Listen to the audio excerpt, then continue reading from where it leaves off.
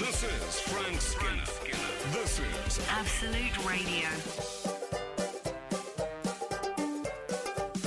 This is Frank Skinner on Absolute Radio with Emily Dean and Pierre Novelli. You can text our little show on 8 12 15, follow it on Twitter and Instagram at Frank on the Radio, or you can email it via frank@absoluteradio.co.uk. Morning, Here we boys. are. Here we are again. So, yes, good morning. I had a strange gig last night. What happened?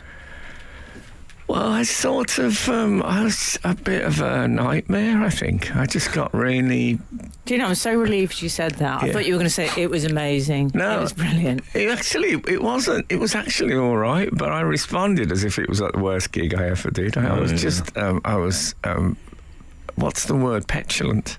I was actually petulant. You wouldn't think a man of my age could still do petulant, but I don't know. In what way? What are some examples of your petulance? I was saying things like, well, thanks for coming tonight, physically at least, like that kind of, sort of slightly... But in fact, but most of them were fabulous. And the ones that weren't were ones I just offended early on. So... yeah, things went wrong before I went on stage, and what I did? I took my problems to work with me, which you can't do.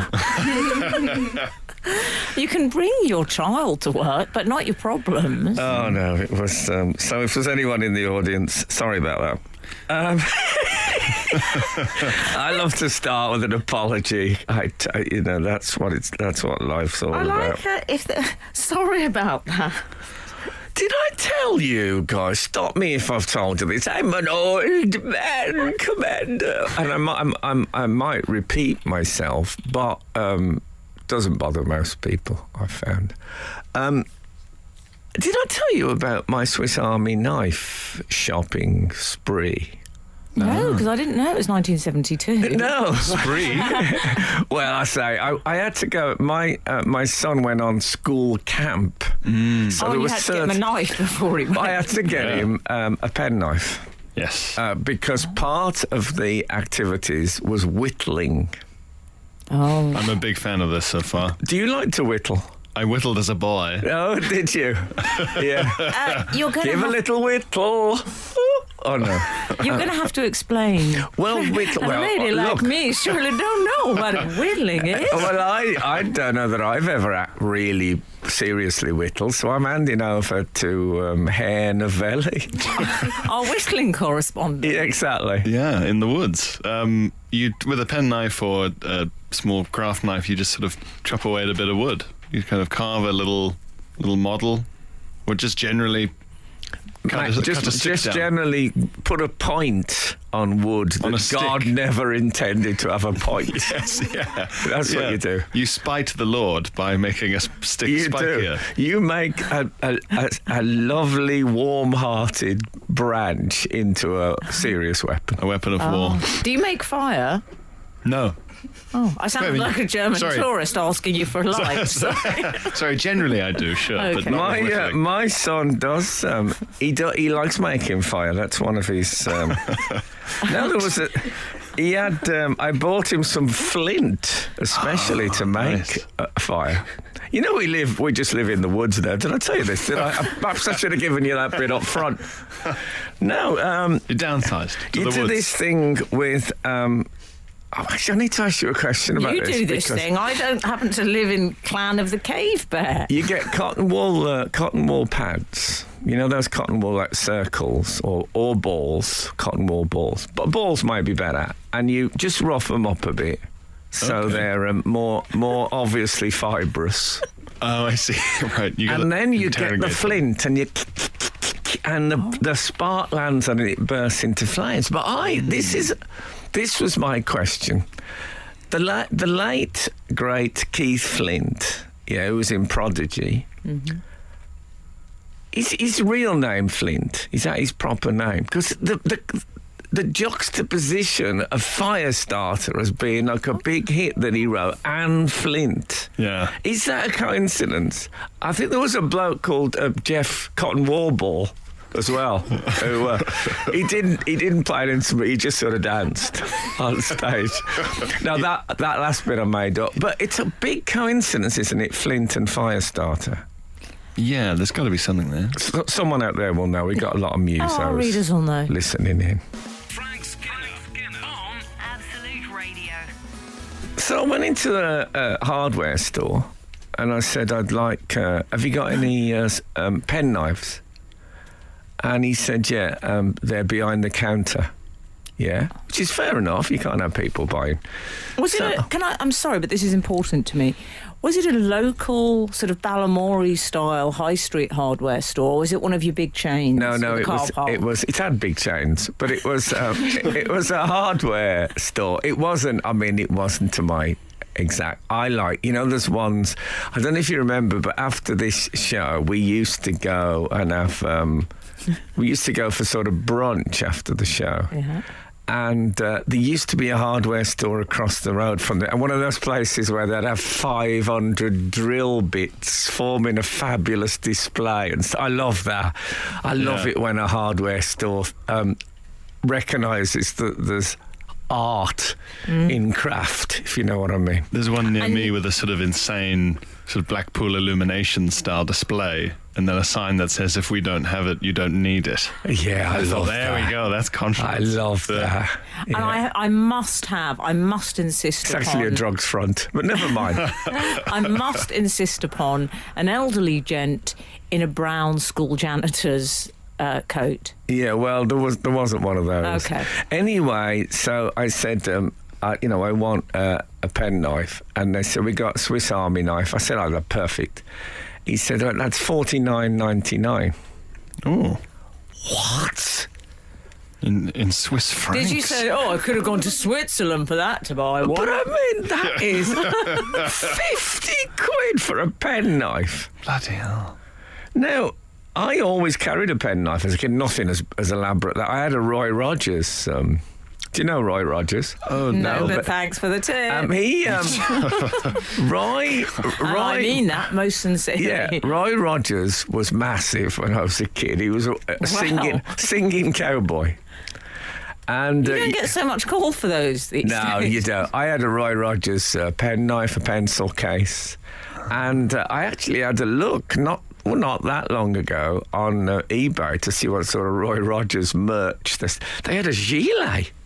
What? And not like a retro, like a modern gilet with the Roy Rogers logo on it. I don't know if the singing cowboy would wear a gilet. No, well, maybe when he's up north on a drive. But anyway, so they were all lovely little simple, things that every kid had one, and you just used them, as you say, for chopping about bits of wood and stuff. It didn't have the sinister implications it might have today, but 50 quid. Anyway, I didn't get it. Did you not? No. What did you say? Did you say it's too expensive? I said, yeah, I'm not paying 50 quid. I mean, that surely goes without saying. The Swiss Army knife, is there a Swiss Army knife? Because the Swiss Army have, by definition, quite a lot of downtime. A lot of time to whistle, to be fair. Is neutrality something that increases sort of the folk arts? Because you're just sitting around in a barrack where other people are at war thinking, I'm going to make a penknife. What about you? What about you, Klaus? Oh no, I'm on the John Wayne cuckoo clock. I've made it as a little dream catcher. Yeah, exactly. Nice. Cowbell, anyone? Oh no, we're through with cowbell. Yeah, but it feels like that. I always imagine the man who invented the Swiss Army knife, if you went on holiday with him, he'd be brilliant at packing the suitcase. Oh, we would Oh, be. the economy of the... the boot. Can you do the boot, Klaus? Yeah, leave it to me. Absolutely no gaps at all. What a guy. Frank Skinner on Absolute Radio. By the way, can I say just one more point on the Swiss Army knife? I looked up... How many do they have? Oh, that's fabulous. I looked up the sort of history to see if it started in the Sheffield, sorry, I've given away the thing. I basically came across an early sort of version of it, which was, I just love the title of it. It's called the Sheffield Contrivance. Much better than Swiss Army knife, isn't it? It sounds like it could cover a multitude of sins. It could, but I love it. You know what it is? It's a very early 80s sort of band, the kind of music you would like. Yeah, the Sheffield Contrivance.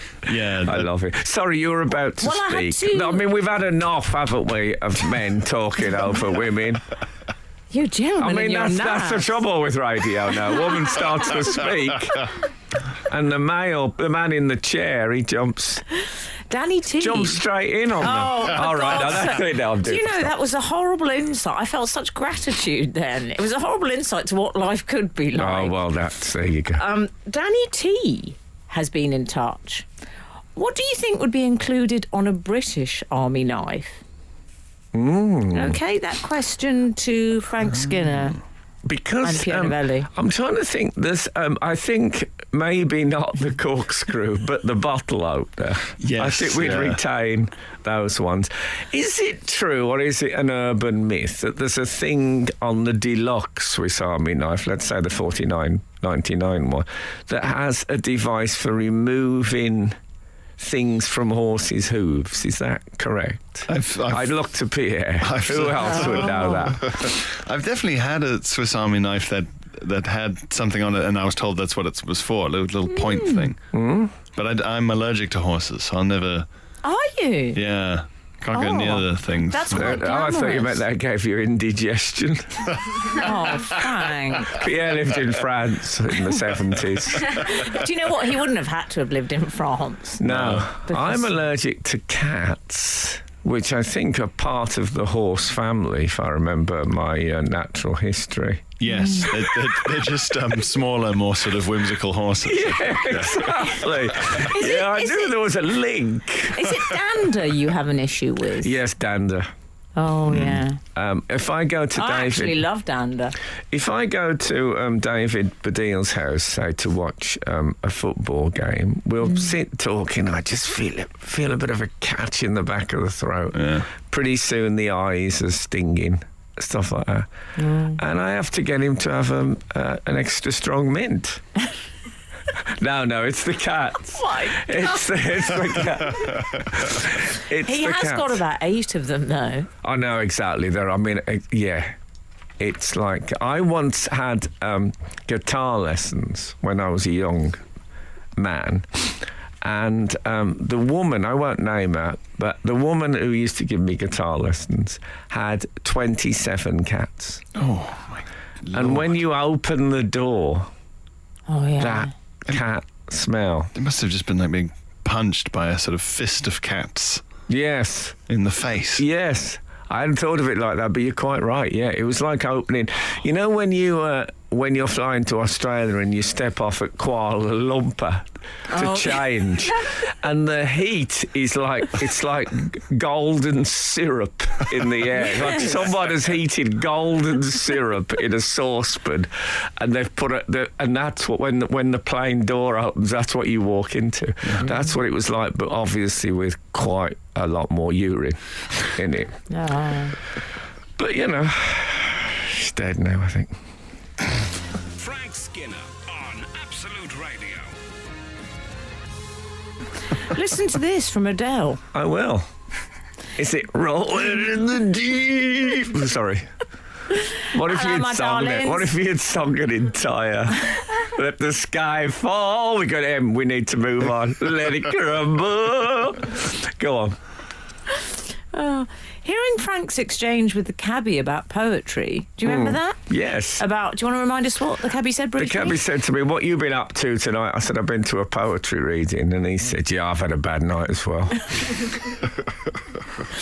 Well, Adele said it reminded her of the nuns at her Catholic school in the 1970s who would threaten, if you don't behave, we'll make you do poetry. Oh gosh, And then, that's terrible. as she says, different times. Yes, probably not that different, but yes. Here's the thing. Go on. I've noticed something about myself. I still study myself. I think it's important to do that. The great study of man is man. Women. And, you know when you get a saucepan, like, and it's, say you've done rice pudding and it's got the rice pudding sort of film on it. Oh, yeah. Do you know what I mean? The remains, the shadow of the rice pudding that you've just poured out. The skeleton. Yeah, and I'm thinking, I find this is what I'm thinking. I'm so, the joy I get from putting that into soak is, there's something wrong with it. It's too much joy. When I'm filling it with water, I'm thinking, you thought you were going to build a semi-permanent film on this, which we'd have to scrub off.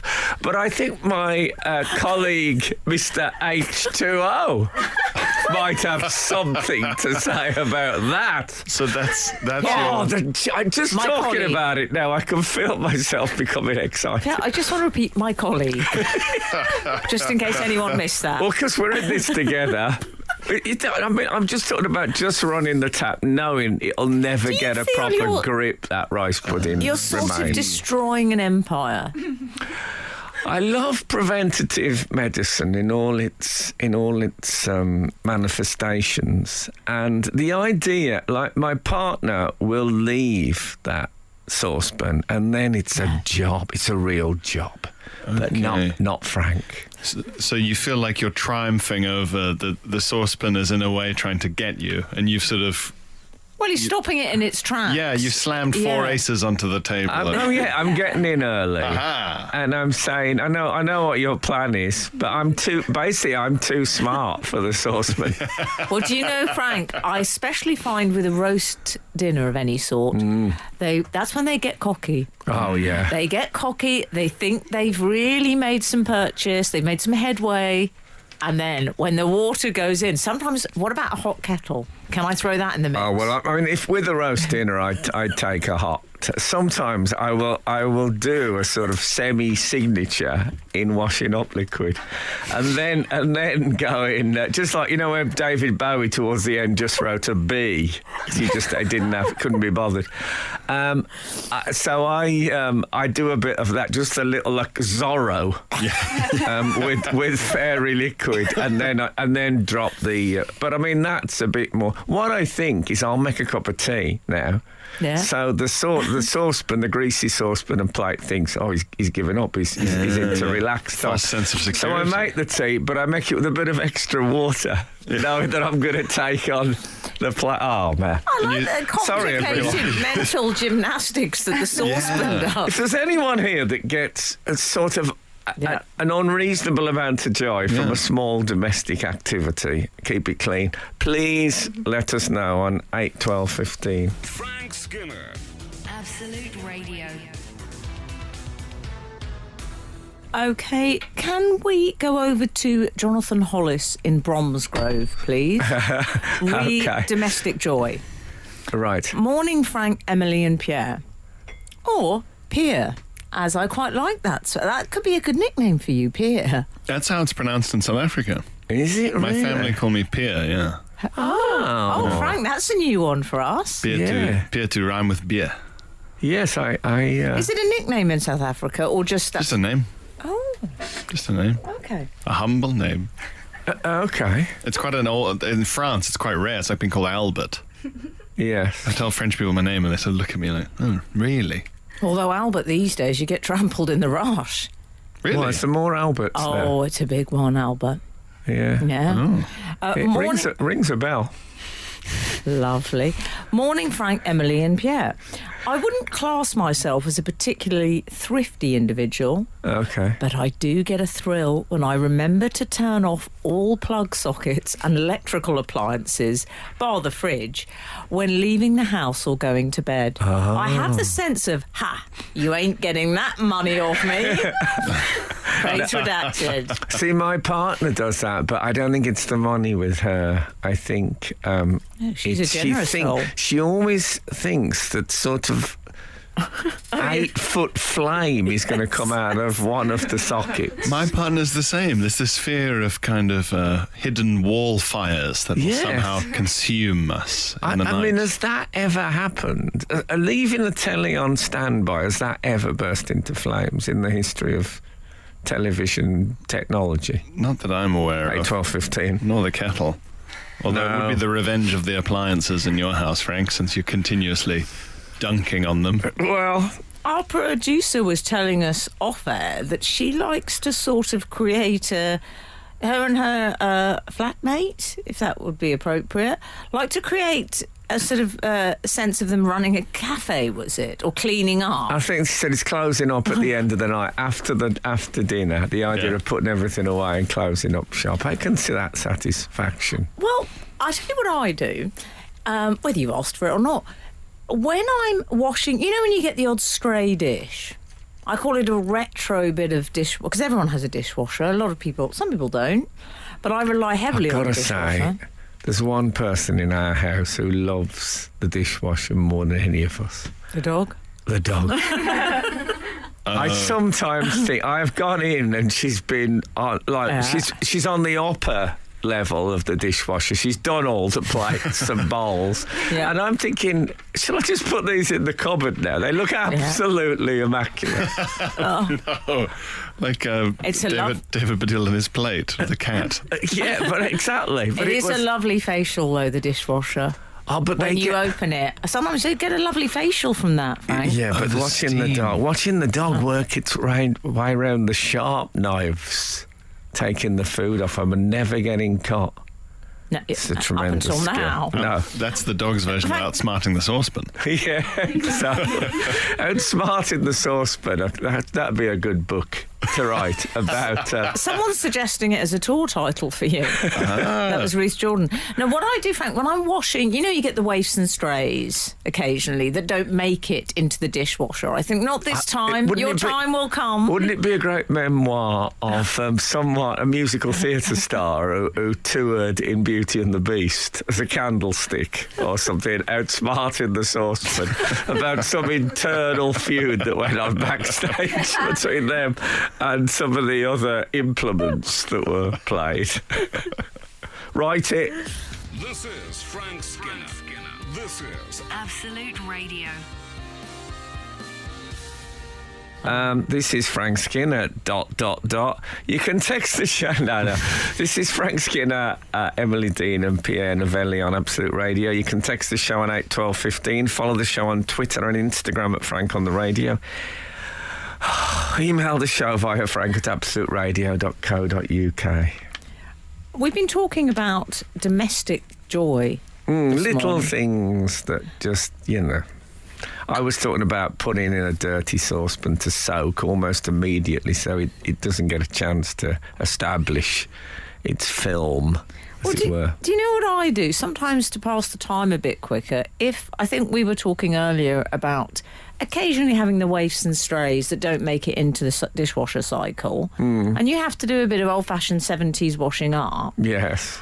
I like to sort of slightly imagine that I'm in a kind of retro, like a play for today, and because you would always have, and I'm having an argument about marital problems in that play, because they always took place over the washing of the dishes. Well, it doesn't happen anymore now. It's an acting thing, isn't it? That if we're going to be having a big, quite a long conversation, we need to be doing. I was always having that when I in the days I used to write sitcoms. People would say, I'd say, right, so in this, I'm talking to my girlfriend about, and he'd say, right, what about being on a rocking horse? Like a 2-seater rocking horse at some sort of fun fair. And it was always stuff like that. What if you were playing golf? Because the director wants visuals. Do you know what I mean? Yeah. He wants visuals. Things happening. Yes. Or she. Yes. We have heard from the outside world regarding their acts of domestic joy. Can I just stop you there? Not wanting to be one of those male presenters that talks over the female presenter, but I do occasionally wash up. I'll wash up immediately after using something as part of my attack on the food establishing itself Get in them when any they're sort. least expecting it. Yeah, exactly. It's just the domestic art of war. It's called aftermath prevention. So and I will wash a bowl I'll wash the saucepan, bowl, and spoon that I've used in that meal and leave it. But when I fill the dishwasher, you know what? I often think, well, I've washed you, but I'm putting you in. Because it's easier to put you in. They get the double. Yeah. I'd That's rather put brutal. you in than have to dry and all that stuff. God, you've got no mercy. Yeah, if some are going in, you might as well put them all in. That's how I see it. Emily, you were saying. I was. We've heard from Steve Burgess. Getting an overfilled bin bag out of the bin without tearing it is quite a buzz. It must be like a midwife who delivers an overdue baby without having to call the surgeons in. I think I have taken out a bin bag with a ventouse before now. No, I know what they mean, because there's a sort of a handle often on the inside of the bin, or there is on ours, that you have to get it past. And you get like a pointy corner of like a bit of packaging or something. It's a risk, the tearing. Yeah. Sometimes I might be a little premature. I might tie it inside the bin. I'd never do that, because I find what part of the method of getting it out is a slight squeezing of the sides to sort of turn it into more of a tube than Do you feel slightly world's strongest man when you do it? I tell you what I do. I do. Sometimes when it's had a lot of pointy packaging, I take it out and it's not torn, but the bin bag slightly ladders. Like tight. Yes. And I think, phew, that was a close one. It's virtually see-through, that little scar, but we're all right. Frank Skinner on Absolute Radio. Okay. It's part of the overflowing bin bag of correspondence we've had about domestic joy. We've got 515 saying, I get great satisfaction from washing the potato off the potato masher. Oh. After I've just made mash. Just run it under the tap and no scrubbing is needed. No, if you leave it, the potato will win. I was going to Yes, say, I find it a very tricky mistress. Exactly. If you leave it, that is the catchphrase for all of the soaking. If you leave it, it will win. The masher is... Really, I've come a Roy Cropper with the masher before. Well, I find that, I know what they're talking about there. It falls away. If you get it early, it's so weak, the potato. They did a study of how to get kids to help out more with chores and cleaning up and stuff, and kids will clean up more for longer if they're dressed as a superhero. Is that right? If they're in a Batman costume, they'll do more hoovering. Maybe I'll do that. I've considered it to get myself to clean more. Shall we do that? I dress as Ant-Man. That's my favourite superhero. Really? Yeah, did you know that? Very niche. Yeah. Okay. I might go as Spider Ghost. Is that what she's called, or is it It used to be Spider Gwen, and then she became Ghost Spider. She's on my... I've got a... in fact, here's a little domestic moment for me. I've got a... my calendar this year, my 2023 calendar, is Marvel heroines. Oh, here we go. And it's the female action heroes from Marvel here we Comics. Go. Lock the study door. Dad's looking at his Marvel heroines. And you are reducing these women. You are. And Spider Gwen, who I think now is Spider Ghost or Ghost Spider, the calendar. Because that's my calendar socket where I always put my drawing pins for that, whatever the calendar is that year. It's been the calendar hole for 4 or 5 years. It's getting a bit big, a bit of plaster falling out of it, and a drawing pin wouldn't sit. And I thought, well, I can't hang up my Marvel heroines. And then I thought, toothpick. And I pushed a toothpick into the wall, and it now hangs on that toothpick. DIY? I think so. And I bet it looks lovely. It looks great. It reminds me that a friend of mine said he took part in an enormous study of road safety, which was based on, this is going back a bit, whether seat belts had made people drive better or worse. And it said that reckless drivers drive even more recklessly if they feel safe. So things like airbags make them, wilder. And they said one of the, not a serious recommendation, but they said the truth was that if you had a 6-inch nail sticking out the middle of the steering wheel, road safety would be improved in this country by 500%. Yeah. Absolute radio. And that's what I feel like when I approach the calendar. You're even more cautious about your diary. It's sticking out of the wall by at least 2.5 inches, that toothpick, I would say. Yeah. And I like seeing I know you do. spider ghost dangling from a protuberance, just like Spider-Man does. I think we got through that link. Frank Skinner on Absolute Radio. We've heard from 765. Hi, Frank and crew. I get a real thrill out of collecting the fluff from my tumble dryer filter and rolling it into a ball. That's Carla from Wendover, Bucks. I too get a real thrill out of that. Are you a filter cleaner, a fluff? I must ask my collector? cleaner if she gets a thrill out of it. Do you never touch the fluff? No. Oh, you're missing out. No, It's an absolute joy. It's one of those things. It was a late discovery in life for me. Lovely. I won't have anyone else touch it. Okay. Well, I'm good. So, Yes. well, so I have an etiquette question. To Okay. see if you guys... Can I tell you that my father, for his whole life, whenever etiquette cropped up as a word, which it did more in the 60s and 70s, he would always correct me and say it's antiquity. Really? Yeah. Oh, no. Which I don't think it is. Nevertheless. I like antiquity, though. Yeah, that's something good. And his whole life, and this is not something that cropped up a lot, but probably 3 times in all the time, but Somerset Maugham, the writer, was always Somerset Matham. Okay, anyway. I like that. The manners of the Romans would be the antiquity of antiquity.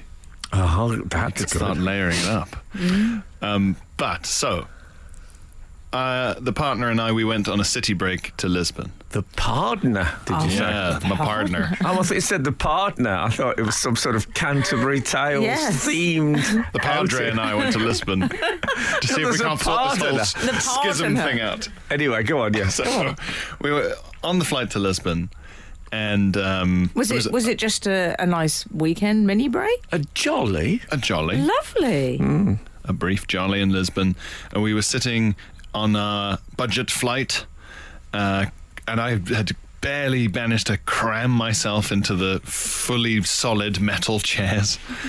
And Are we midst contractual negotiations? This sounds like I'm not getting enough money. no, I'm not getting enough room for my haunches. No, Were you like- they are enormous. I mean, I thought they might put you in a stall. One of those horse boxes behind the plane. Exactly. If you think it's bad for you, I can you prefer imagine that. what it was like for Phil Pfister, one of the world's strongest men? Oh yeah. I often think Pfister you're had an right. absolute nightmare. I But bet he you did. probably brought it on himself.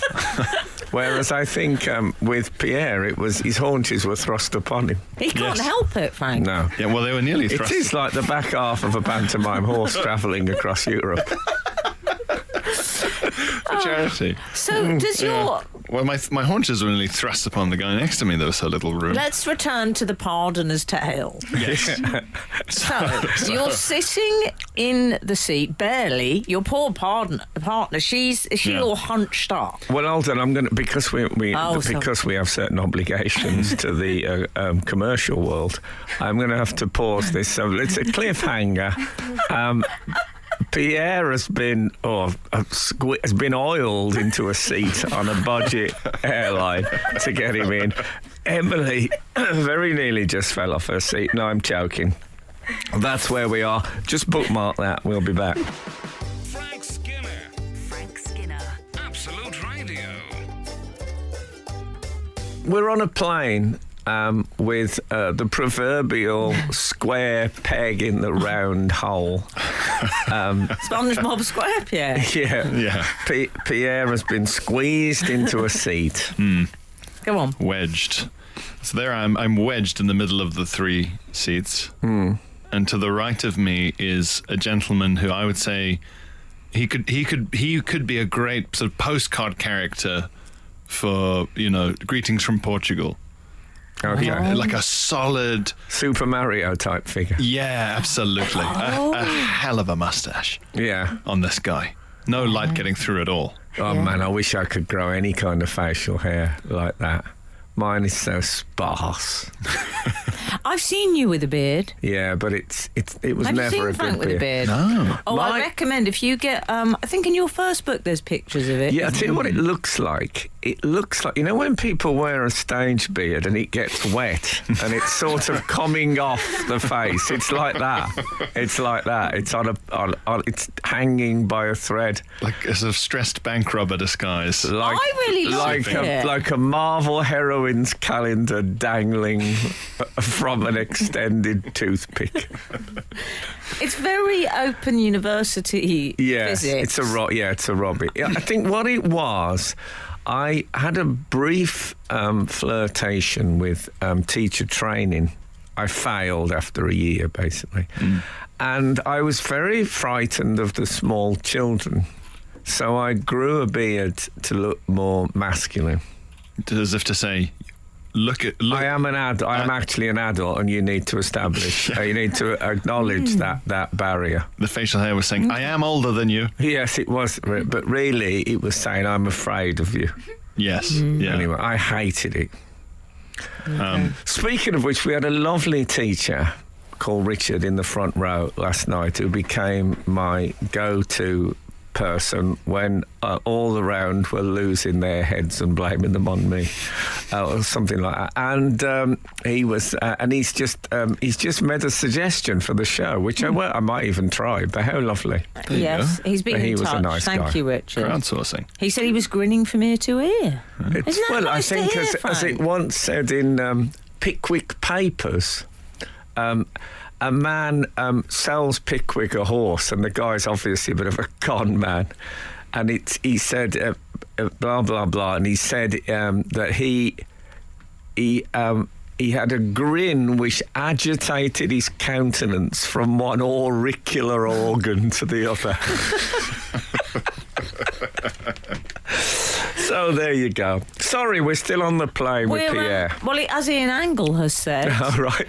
I'm guessing the gentleman next to you is feeling a lot of Pierre pressure. It'd actually be peer pressure in South Africa. So, are we going to have time to hear more about the? No, I don't think we are. We're going to have a cliffhanger on the cliffhanger. I'll say that there were intermittent whiffs of brie. That's okay. I'll tease what happened. Oh, I can almost feel the clammy outer skin. Frank Skinner on Absolute Radio. Come on, we're still on the plane. We're on a plane. Let's get off this plane. Guy sat I've next to had me. it with these goddamn men on this plane. Yeah. I'm thinking someone's going to eat brie. That's the clue I'm picked up on. Who brings cheese on a plane? Well, I'm getting wafts of brie, and I'm thinking, brie? On a plane? Well, I think there's no way. The guy next to me must have just eaten some brie, and I'm getting sort of suggestions of it from him here and there. Oh, how disgusting. Yes. He's emanating. Yes, brie. he's emanating brie. I'm already not happy with that, but, at least I think I figured it out. How can he help that? No, exactly, yeah, to be fair. we just He's had his morning brie. Yeah. Can we just establish something? Yes. How many words had you exchanged pleasantries with this character? Mere nods. Okay. Mere nods. They don't talk, the young people. No, I don't wish to strike up a rapport. I never want to talk to him on a plane. No. Too long. Too much commitment. Yes, agreed, yes. Yeah. so then I think, okay, not ideal, but fine. Halfway through the flight, this man decides to stand up in the aisle and rummage in the overhead compartment, from which he produces initially a sort of tiny, probably the smallest Tupperware you can get. And within it, can I say that's pretty small? Yeah, it's weirdly I know small. the Tupperware range. The one that you're doing as a hand gesture, it ain't close to the smallest Tupperware you can get. Single grape. Yeah, exactly. You could get single contact lens Tupperware container. What are we talking? Ant lunchbox? And let's open that container, shall we? Okay. And in this little Tupperware thing are a bunch of sweaty slices of cheese. So what's been emanating is through the seal. Emmentallating, yes. Yeah. And I think, well, mystery solved. This guy's about to eat some smelly cheese from a Tupperware. But he's not done. He reaches again, rummaging, and withdraws a larger, more standard sort of bringing lunch to work Tupperware. Yeah. And sits down, and I think, how is this going to escalate? Pops that open on his lap. He's got a goddamn fromagerie up there. I'm sat next to Picnic Pete on this plane, I think. Right. Pops open that Tupperware on his lap, sat next to me. We're dealing with boiled eggs. And chicken salad. Frank, this man is a menace. Immediately I thought a US Marshal should duct tape this man to his chair and the plane should land wherever's closest. So did you say anything? No, I looked and I just very silently turned my head to look at my girlfriend as if to say, look in my eyes and then look at what's happening next to me. What did your girlfriend You've been in England. You've been in England about 15 years or so. You've gone native, Pierre. You sat there outraged and said nothing, whereas in your old spirit would have gone, "What on earth is going on?" Excuse me, steward. I could feel it bubbling within me. Can't eat eggs on a plane, man. Man, I can imagine you taking out a whittled branch, holding it this direction. Dad, make me use this. Coming out of the airplane toilet in full combat gear. Reseal those eggs. Oh, man. Yeah. But people like that, it's honestly... Isn't that an old Joe Cocker song? Reseal those eggs. But he picked his way through. He dumped all the cheese onto the eggs, by the way, in the salad. So he thought, better combine smells. And I thought, eccentric to have the cheese separate initially. I know what he's up to as well. I know his game. I've seen those documentaries. You know when there's nothing to declare? I call them Schadenfreude in the extreme, which is essentially people sitting at home saying, look, he's been caught.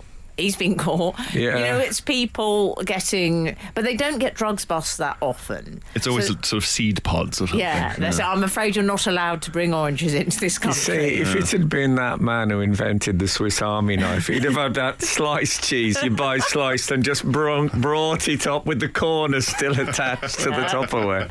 If only it was him. Oh, my goodness, the horror. Frank Skinner on Absolute Radio. This is Frank Skinner on Absolute Radio with Emily Dean and Pierre Novelli. You can text the show on 81215, follow the show on Twitter and Instagram at Frank on the Radio, email the show via frank@absoluteradio.co.uk. I have a few football-related issues I'd like to raise this morning. Okay, you're football crazy, you're football mad. I've got that on a T-shirt now with Frank's name under it. It's great. Do you like the football, Pierre? I don't really know the football. Okay. I'm aware of it. But that's good in a way, because that means we won't get too football-centric and alienate our non-football listeners. We'll keep it front page rather than back page. They're my constituency, the non-football listeners. Yes, So indeed. you're familiar with the Champions League, are you? Yes. Okay. So, Frank, perhaps you could explain. There was a big thing this week, wasn't there? So Manchester City sort of destroyed the present champions, Real Madrid, and everyone now is, of course, saying greatest team of all time and all that stuff. But they have a striker Erling Haaland. Yeah, and he is... That's great music for him. He's broke all the records. Now, I'm aware of him because a disproportionate... Well, he's one of yours. Physically. Just enormous men. Yeah, he's another big man. Well, so I'm aware of him because I think a disproportionate number of comedians support Arsenal, and a few of them were monstering Erling Haaland as their kind of enemy. Yes. Oh, the destroyer of their hopes, potentially. Well, I mean, take it from me. You're always going to make enemies if you're good at something. Wow. Wowee. No, people do get very, come dine with me, enjoy the money. I hope it makes you very happy. But, you know, you got to hand it to Erling. The way it's gone with Erling, he only arrived this season. And I had quite a regimented daydream in which, over a long period of time, I played for West Bromwich Albion, but they were the biggest team in Europe, mainly because of my prolific goal scoring. Yeah. And I had a small chair at one end of the kitchen, and it had a goal-shaped bottom to it. And I put a thing in the middle as a goalkeeper, and I basically kicked a tennis ball around the kitchen and walloped it, and I played game after game, and I remember getting 84 goals in a season. Which I have to say Erling hasn't really got close to. But it's harder if it's in the real world. There's so many things. But he's the closest to that, yes. I think, to daydream style football. Yes. Oh, okay. You're familiar with, you know what, you've seen him. I've seen him, and I will say he does seem... He looks like a combination of both characters from the Rocky movie where he fights Dolph Lundgren. Yes. I think he looks like a really good Eddie of Al Murray. Oh. But he's what... He looks very Valhalla. Yes, yes. Okay. Do you know Valhalla? She's that dinner woman, the German dinner woman at my school. Do you know what I mean? He feels very... He's very Norse mythology. No, he could be Thor. He could be. If they had like a Man City Christmas pantomime to raise money for local children, he could be Thor. Every feature on his face has a sort of outline. He looks quite sort of assembled. I think. Avengers Assemble. Yeah. Yes. I think he's what they always say about men. I'm sure people have said this about you. Oh, God. And they never say this about women. But if a man is in great shape, they'll say he's a magnificent specimen. As if he might sleep in a large jar of formaldehyde. And they usually play What a Man, What a Man, What a Mighty Good Man. Do if they? it's on This Morning, for example. Oh, I've never heard that before. Oh, they like that. A famously athletic celebrity guest or something. Oh, It's Raining Men they usually like, don't they? Yeah. They like that. They should have played that looking back at the coronation. With a slight change on the spelling of raining. Frank Skinner on Absolute Radio. So we're talking about Erling Haaland, Frank. Yeah. Yes. Okay. Sorry. Erling Haaland. Yes. He might adopt that. He might like it. I don't think he will. Well, he likes being called Terminator. They said, "What's your favourite of all the nicknames you have?" In I like Terminator.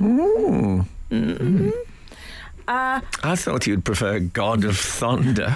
Yeah, come on. But anyway, carry on. We need to discuss his diet, though. Well, this is for all the fact that he's that they Man City are in the Champions League final, and if you'll forgive me saying, might win the Premier League. Oh yeah.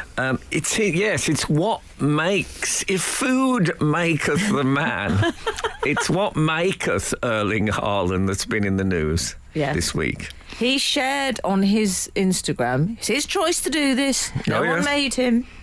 He has said before, just to warn you, he has said of his diet, I eat the heart and liver. Yes. Okay. Clarice. Yeah.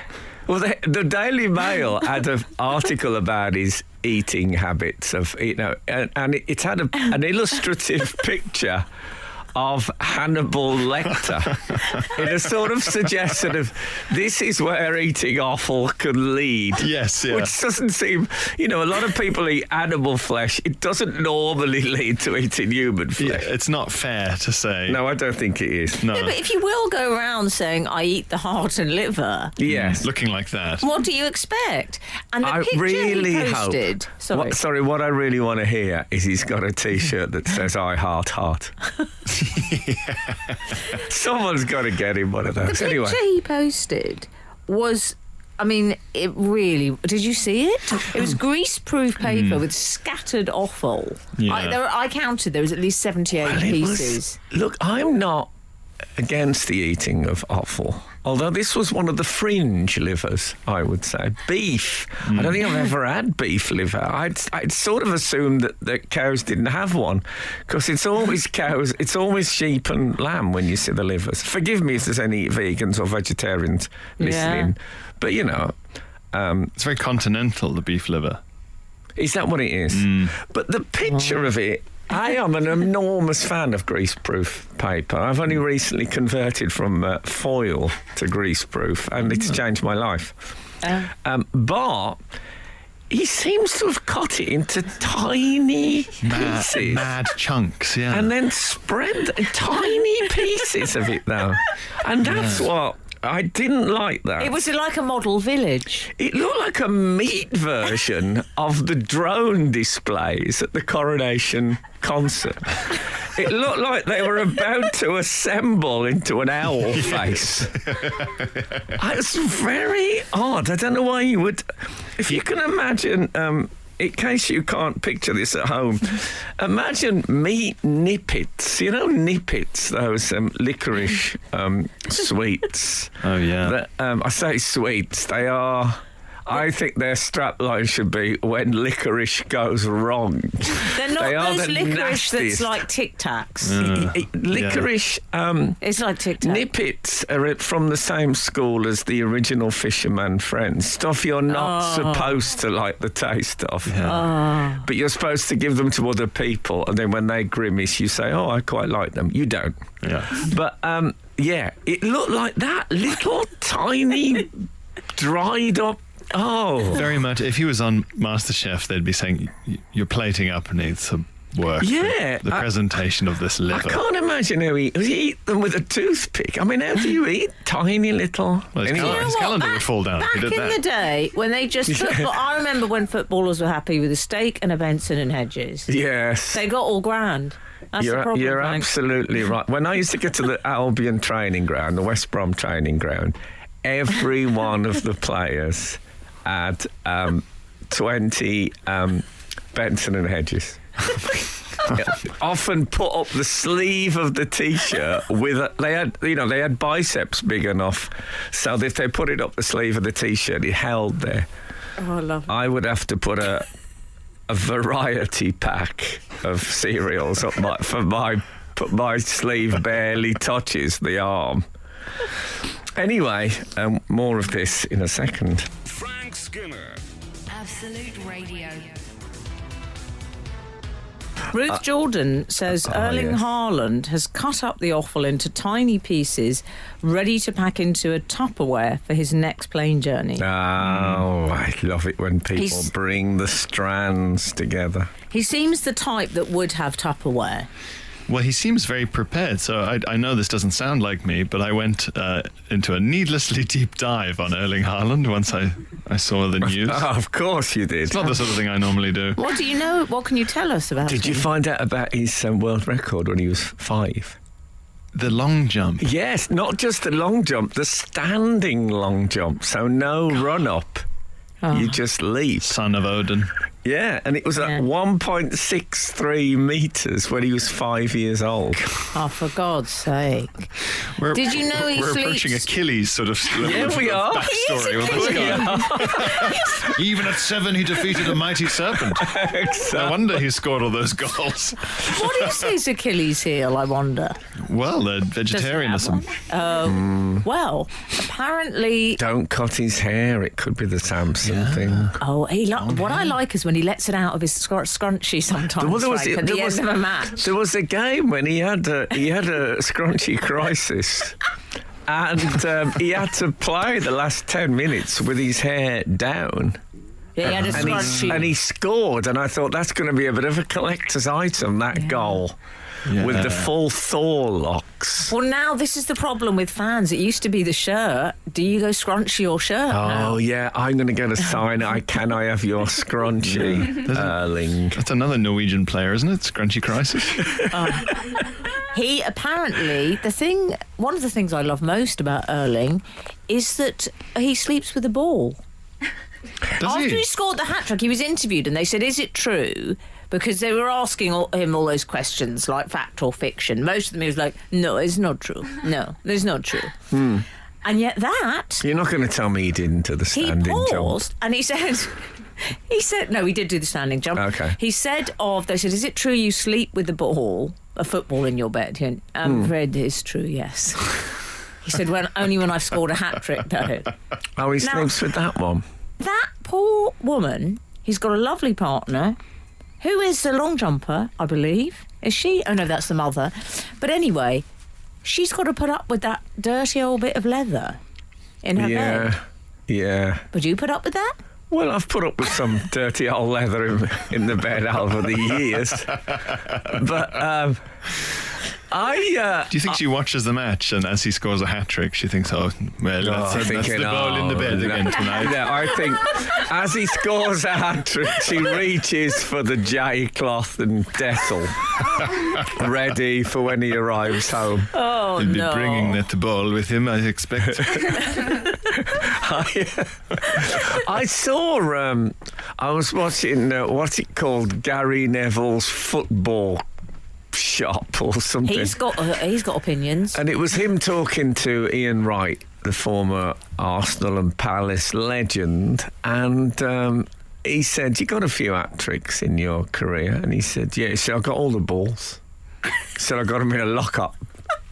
Really? All the balls in a lock-up. Yeah, what a strange... Imagine pulling that door up as well. But he said, I've kept all the balls. And then, as Gary Neville pointed out, he said, in a lock-up with tremendous emphasis, he's like, don't try coming to my house, stealing my hat-trick match balls. And also, it has no power now, because...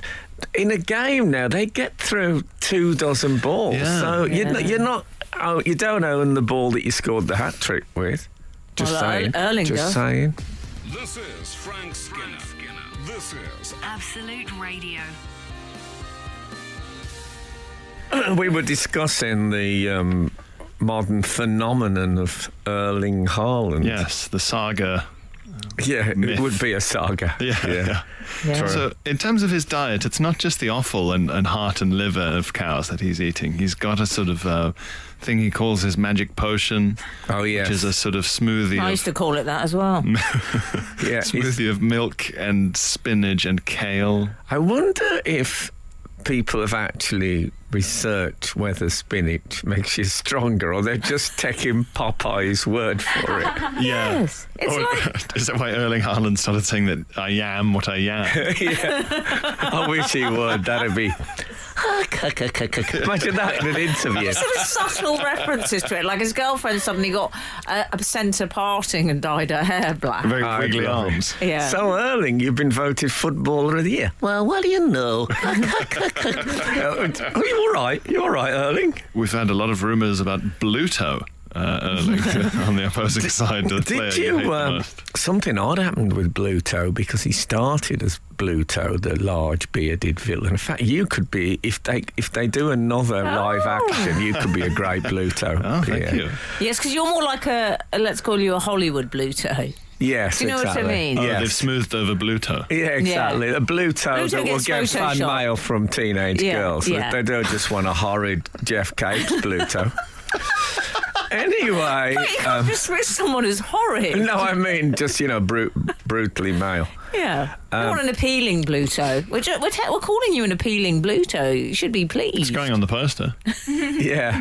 An appealing Bluto. There's a picture that he posted. I should say... Bluto's on the social media. No, I'm on about back to Erling. Okay.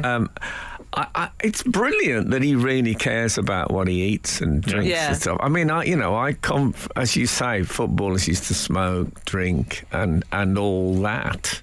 So it's Arsene Wenger. We can take some credit, please. He changed everything. He did. He took the initially, at least, he took the bowl of jelly beans out the Arsenal dressing room. And Frank, will you tell Pierre when you saw him once in a hotel? What was he doing? Yes, I saw him in Cape Town actually in a hotel pre-match, eating apple with a knife and fork. Oh my lord! In a hotel, yeah. So anyway. He posted a picture of a whole sort of side of meat.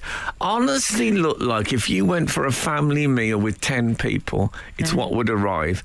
And the caption was just for me. And it was like a Fred Flintstone kind of the bone was still present on the plate, but it had all been sliced up. And I did think, oh, how marvellous to just sit and eat all of that. He's living like a tiger. Yes, there's something otherworldly and zoo-like about the feeding of Erling. But you know what? He'll outlive us all. Oh, God. Frank, may I quit? Oh, we've got to go. No, we've got another. Oh, you had a lovely joke and I ruined it now. I'm sorry. What? You didn't ruin that You joke. had the lovely liver us all. I know, but it was. I don't think it was A, lovely joke, or B, I think I got it in under the wire. It's amazing how one always gets it in. There's a great old clip of Milton Berle, the American comic, on a show, and he's about to do a punchline, and this woman who's an inexperienced actress is about to speak, and he takes her hand so hard. I think if a wall had been falling, he would have held it up, and he did his punchline. That's what comics are like. Frank Skinner on Absolute Radio. I've had a communication from a reader who this must be one of our most... we get a few Australian people. This guy lives in Kumamoto in Japan. Okay. And he's called Rushton Medley, and he sent his new novel. After hearing of your recent disappointment with The Name of the Rose, I tried, but terrible. I thought you might be interested in this book. It's 772 pages. But the thing about it, it's called Memories of Mabuhay. It's got a thing in the front, and it said you might like this because of taking books off David Baddiel's wall, which we did recently. It's got a book crossing thing, so if you hand it over to someone, you write its history like a logbook. I love that. For the next person. If I read the first sentence and I thought Pierre should read this. Listen, General Yamashita stood before the dusty dress mirror doing his best to smooth out the creases of his tunic. His sword lay across his desk. He had spent the last hour ensuring it was gleaming to perfection. It was to be handed over to the Americans as part of the final symbolic act of surrender. Oh. Yeah, that's about my Strasse. Yeah, indeed. Well, he had me. So that was from, did I say, from Rushton Medley. What a name. Yeah. Rushton Medley. Yes. So that's it. Okay. I'll never read it, but it was lovely to send it. Just trying to be straight with people. 245. Frank, do you know that your stablemate, Dave Berry, has a producer on his breakfast show known as Old Swiss because he always carries a penknife? Perhaps he could advise or give Buzz a lend of his. Praise redacted. Yeah, well, in the end, I didn't know that, and we listen to Dave Berry every day. Yeah. But in the end, I remember, I don't know if you guys remember this, that when I did Travel Man in Zurich... Someone has got in touch about that. Yeah, I made I actually assembled Swiss Army knife assemble. I said, and I put together my own, and I put my name on it as well. So I found that, and Boz took to camp. He took a Swiss Army knife that I'd actually assembled. Did you assemble it with other Swiss Army knives and imply a kind of sort of chicken and egg scenario? I don't understand that question. As in, like, where's the original Swiss Army knife if you use Swiss Army knives to make Swiss Army knives? Yes, no, I didn't. I didn't do it with a Swiss Army. I did it on a machine at the Swiss Army knife factory. Did you add any custom tools? Yes, I added an obscene gestures section, which I could take out whilst driving.